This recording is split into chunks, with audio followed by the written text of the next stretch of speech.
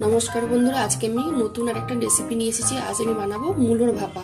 প্রথমে 4টা মূলোকে ভালো করে কেটে ধুয়ে নিয়েছি। মশলা নিয়েছি কালো সরষে, সাদা তিল, কাঁচা লঙ্কা, টমেটো।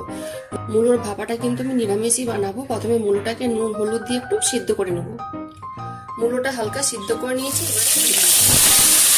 মূলোগুলো হালকা লাল লাল করে ভেজে নিয়েছি, জায়গাতে ঢেলে নিই।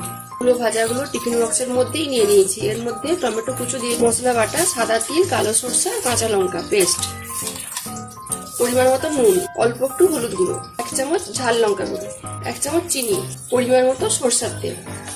ভালো করে মেখে নিতে হবে। ভালো করে মেখে নিয়েছি। এবার উপর থেকে একটু মশলা দেওয়া জল দেবো। উপর থেকে 2টো কাঁচা লঙ্কা দিয়ে টিফিন বক্সের ঢাকনা লাগিয়ে দেবো। জলটা ভালো করে ফুট ধরে গেছে। এবার স্ট্যান্ডের মধ্যে টিফিন বক্সটা বসিয়ে দেবো। একটা ঢাকনা দিয়ে দেবো। কতটা জল দিয়েছিলাম, জল কিন্তু মরে গেছে। এবারে আমি গ্যাসটা অফ করে কিছুক্ষণ টিফিন বক্সটা জলের মধ্যে বসে রেখে দেবো। তারপরে আপনাদেরকে দেখাচ্ছি মূলা ভাপাটা কিরকম হয়েছে। টিফিন বক্সটা জল থেকে নামিয়ে ঢাকনাটা খুলে নিচ্ছি। এই দেখুন মূলা ভাপাটা কত সুন্দর হয়ে গেছে, একদম শুকনো শুকনো। এবারে আমি জায়গাতে ঢেলে নেব। এই মূলা ভাপা তরকারিটা গরম ভাতে মেখে খেতে কিন্তু অসাধারণ লাগে।